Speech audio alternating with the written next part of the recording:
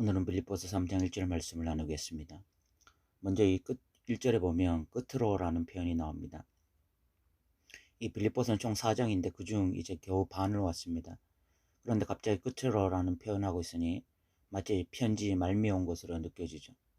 근데 실질적으로 편지 중간밖에 오지 않았으니까 우리는 이 의문점을 가질 수밖에 없는데, 어떤 신학자들은 이 빌립보서가 하나의 편지가 아니라 여러 개의 편지를 편집해 놓은 것이 아닌가, 이렇게 의견을 제시하기도 합니다. 왜냐하면 이 끝으로라는 표현이 중간에 온 것 때문에 굉장히 어색한 표현이니까 그렇게 이야기하는 거죠.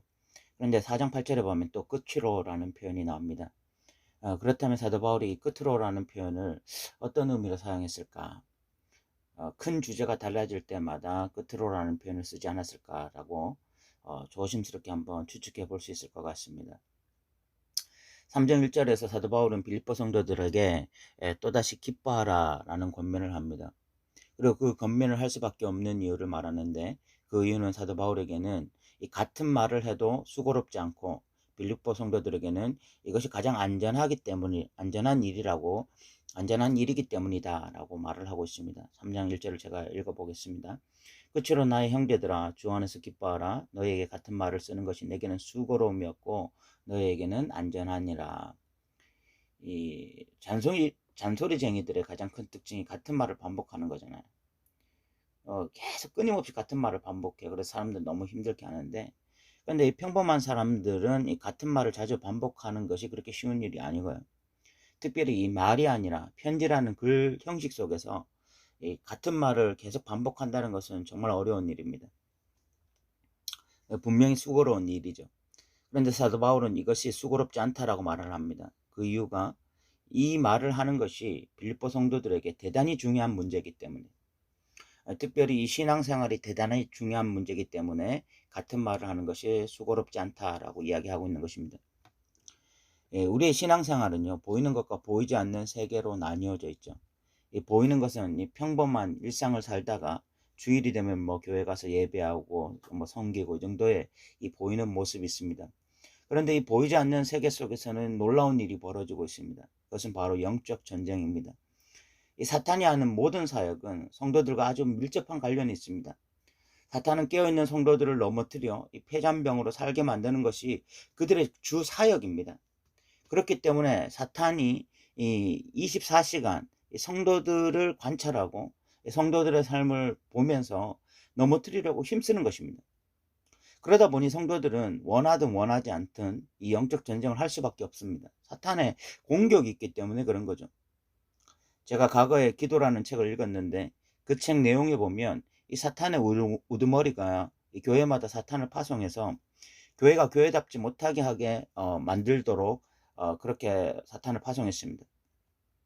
그리고 그 사탄의 우두머리는 각 교회에 파송한 사탄들이 열심히 사역을 하고 있는지 보기 위해서 자맹을 나갔습니다. 어느 한 교회 가니까 사탄이 의욕도 없이 졸고 있었습니다. 사탄의 우두머리는 화를 내면서 왜 열심히 사역을 하지 않냐고 물었습니다. 그러니까 그 사탄이 하는 말이 이 교회는 할 일이 없다고 했습니다.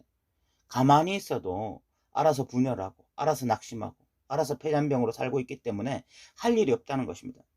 다른 교회에 갔더니 그 교회 사탄은 너무나 분주하게 일하고 있었습니다. 그 이유를 물었더니 이 교회 성도들은 늘 깨어있기 때문이라고 했습니다. 우리 생각에는 반대일 것 같습니다. 깨어있지 못한 교회에 사탄이 더 역사하고 깨어있는 교회에 사탄이 위축될 것 같습니다.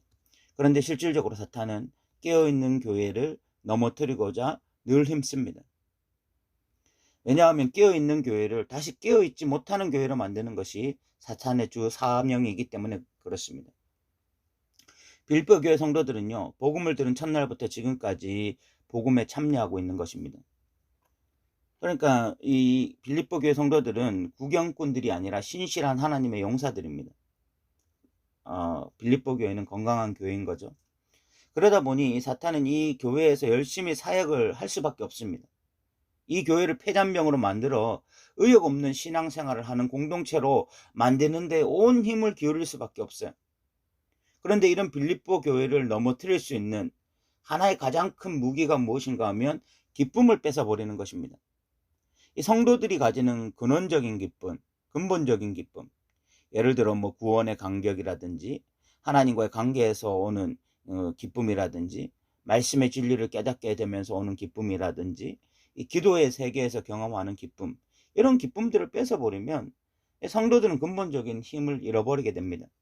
그러면 병든 닭처럼 신앙생활을 하게 되어 있습니다. 소망도 기대도 없이 겨우 주일날 교회 나오는 정도, 주일날 교회 와서 봉사하는 정도의 신앙생활 할 가능성이 굉장히 높아지죠.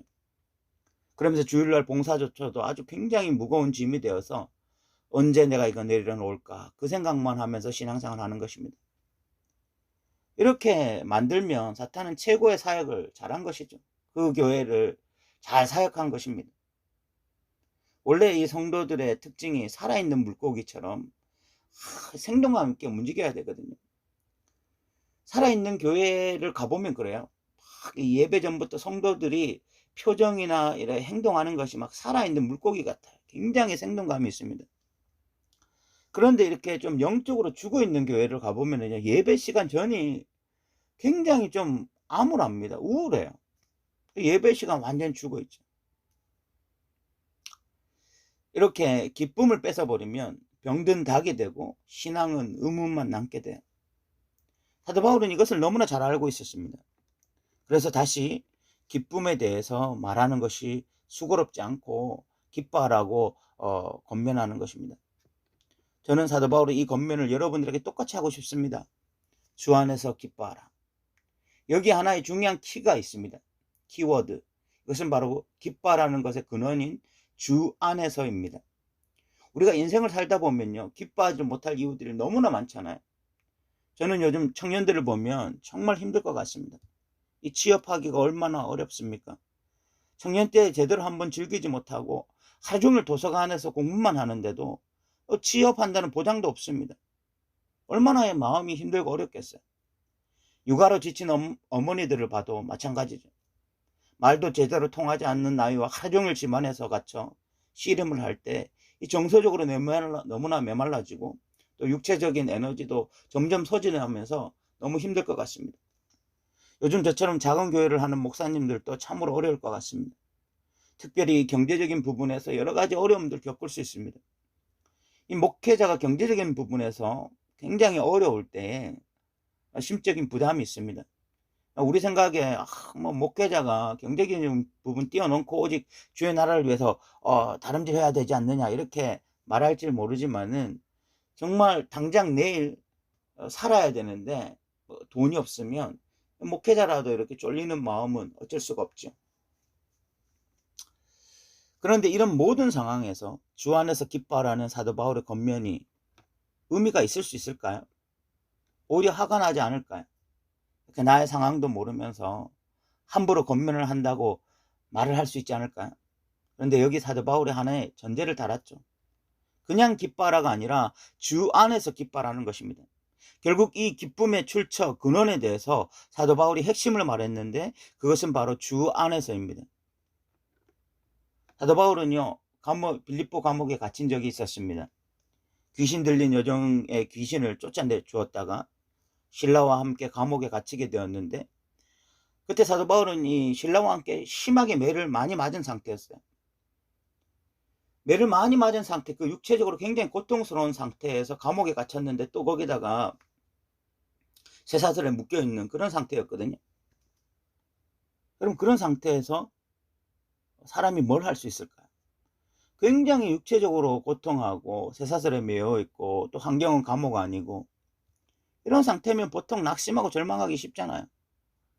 그런데 사도 바울과 신라는 감옥 안에서 찬양을 부릅니다. 우리 굉장히 궁금해요. 매만 맞아도 낙심할 것 같은데 매를 맞고 감옥에 갇혀서도 어떻게 찬양을 부르고 있었을까? 우리 너무너무 궁금하죠. 사도 바울에게 질문한다면 사도 바울은 명쾌하게 대답할 것 같습니다. 저는 감옥 안에서도 예수님 안에 있었기 때문에 그렇습니다 라고 고백할 것 같아요. 환경과 상황은 우리 인간에게는 대단히 중요합니다. 인간은 환경의 동물이니까 당연히 환경의 영향을 받고 상황의 영향을 받습니다. 우리는 사람들에게도 영향을 받습니다. 그런데 그런 어떤 환경과 상황, 사람, 그 모든 것을 뛰어넘을 수 있는 하나의 큰 명제, 우리 기독교인들에게 큰 명제가 있다면 그것이 바로 주 안에서라는 것입니다. 주 안에서, 우리가 예수님 안에 있을 때 우리는 환경이나 상황이나 사람을 뛰어넘는 근본적인 기쁨을 가지고 살아갈 수 있다는 것입니다. 사랑하는 성도 여러분, 저는 이제 말씀을 마무리하면서 이렇게 좀 질문해 보고 싶어요. 주 안에서 기뻐하고 계십니까? 만약 지금 여러분들이 이 근본적인 기쁨을 상실한 상태라면 여러분들은 지금 신앙의 안전지대에 있는 것이 아닙니다. 여러분, 우리가 신앙의 폐잔병이 되기 전에 이 기쁨을 회복해야 될 것입니다. 사도 바울의 겉면에 귀를 기울여야 돼요. 주 안에서 기뻐하라. 이것이 나에게는 수고롭지 않고 너에게는 안전하다. 이 신앙생활 하는데 안전한 것이 얼마나 중요한지 모른다. 사탄의 이 맹공격으로부터 우리가 승리하는 것이 얼마나 중요한지 모른다. 그런데 이 맹공격에서 승리하는 유일한 방법이, 그 방법 중에 하나가 기뻐하는 것이다. 기뻐하는 것. 여러분, 이 근본적인 기쁨을 회복하기 위해서 우리 다시 말씀 가까이 해야 됩니다. 성경을 자꾸 가까이 해야 이 주 안에서 이 개념이 생겨요. 이것이 무엇인지 깨닫게 되어져요. 그리고 또 우리 기도해야 됩니다. 기도를 통해서 이 깨달은 진리의 말씀이 내 삶에 체득되기 시작해야 돼요. 선배들이 왜 그렇게 말씀과 기도를 강조했는지 정말 뼈저리게 느끼는 것 같습니다. 우리 이 말씀과 기도 생활을 통해서 근본적으로 주 안에 있게 되어지고 주 안에 있는 삶을 통해서 근본적으로 기뻐하는 삶이 우리 가운데 회복되어지기를 바랍니다. 들어주셔서 감사합니다.